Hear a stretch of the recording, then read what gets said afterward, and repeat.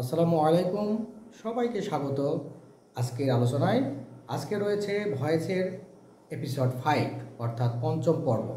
এর আগে 4টি পর্ব হয়ে গেছে।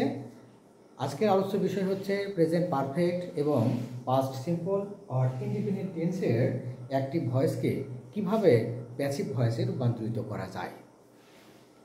প্রেজেন্ট পারফেক্ট এর একটি অ্যাক্টিভ ভয়েসকে প্যাসিভ ভয়েসে রূপান্তরিত করতে গেলে বরাবরের মতো টেন্স চেনাটা খুব জরুরি।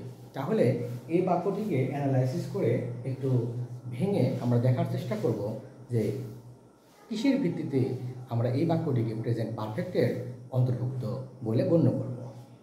প্রেজেন্ট পারফেক্টের যে স্ট্রাকচার সেটি হচ্ছে প্রথমে সাবজেক্ট থাকবে হ্যাভ অথবা হ্যাজ। সাবজেক্টের নাম্বার এবং পার্সনের উপর ভিত্তি করে অক্সিলারি ভার্ব হিসেবে ব্যবহৃত হবে। এরপরে ভার্বের থার্ড ফর্ম ব্যবহার করতে হবে, তারপরে অবজেক্ট বসবে এবং এর বাইরেও অতিরিক্ত অংশ থাকতে পারে। আচ্ছা, এ তো গেল প্রেজেন্ট পারফেক্টের স্ট্রাকচার।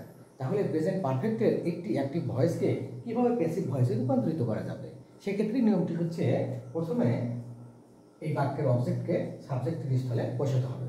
তাহলে বসানো যাক। এখানে অবজেক্ট হচ্ছে দ্য গ্লাস। আচ্ছা, এখন অক্সিলারি ভার্ব হিসেবে হ্যাভ বিন এবং হ্যাজ বিন সাবজেক্টের নাম্বার এবং পার্সন অনুযায়ী বসবে। দ্য গ্লাস এটি থার্ড পার্সন সিঙ্গুলার নাম্বার হবার কারণে এখানে হ্যাজ বিন বসবে।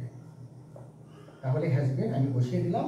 এরপরে ভার্বের থার্ড ফর্ম। কিন্তু মজার বিষয় হচ্ছে প্রেজেন্ট পারফেক্ট টেন্সে ভার্বের থার্ড ফর্ম অ্যাক্টিভ ভয়েসে দেওয়াই থাকে। সুতরাং এখানে থার্ড ফর্ম বসানো নিয়ে চিন্তা করার কোনো সুযোগ নেই।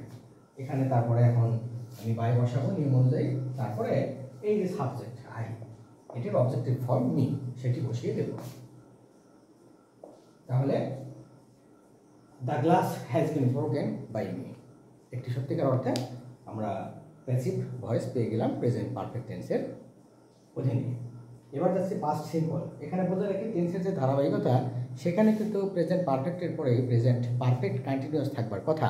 একটু বলে রাখি প্রেজেন্ট পারফেক্ট কন্টিনিউয়াস টেন্সের ভয়েস সচরাচর করা হয় না, বা এটি আসলে আমাদের বাস্তবিক জীবনে কাজে লাগে না। ভয়েসের আসলে ক্ষেত্রটা একটু বলে রাখা দরকার। আমাদের রিটেন ইংলিশ, স্পেশালি রিপোর্টিং বা বিশেষ করে খবরের কাগজে আমরা প্যাসিভ ভয়েসের প্রচুর ব্যবহার দেখি। তো পাস্ট সিম্পলের যে স্ট্রাকচার সেটি একটু বলি। এখানে সাবজেক্ট থাকবে, তারপর ভার্বের সেকেন্ড ফর্ম থাকবে এবং তারপর অবজেক্ট থাকবে। তো এটিকে প্যাসিভে কনভার্ট করতে গেলে আমাদের এই যে অবজেক্ট, এই অবজেক্টকে এখানে সাবজেক্ট হিসেবে বসাতে হবে। তো এখানে একটি হচ্ছে প্রোনাউন অবজেক্ট হিসেবে আছে। তো এই প্রোনাউনের অবজেক্টিভ এখানে প্রোনাউন মি রয়েছে, এর সাবজেক্টের রূপ হচ্ছে আই। তাহলে আই হয়ে গেল। তাহলে অক্সিলারি ভার্ব হিসেবে ওয়াজ অথবা ওয়ার বসবে। আয়ের পরে ওয়াজ হয়। তারপরে ভার্বের থার্ড ফর্ম। ইনভাইট ভার্বের সেকেন্ড ফর্ম এবং থার্ড ফর্ম একই, ইনভাইটেড। সো এটি থার্ড ফর্ম হিসেবে আমি এখানে বসিয়ে দিলাম। তারপরে একটা বাই বসিয়ে দিব।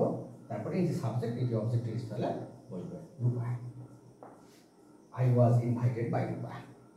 তাহলে সুন্দরভাবে হয়তো বুঝতে পারা গেল যে কীভাবে প্রেজেন্ট পারফেক্ট এবং পাস্ট সিম্পলের অন্তর্গত একটি ভয়েসকে প্যাসিভ ভয়েসে রূপান্তরিত করা যায়। সবাইকে ধন্যবাদ ভিডিওটি দেখবার জন্য। আসসালামু আলাইকুম।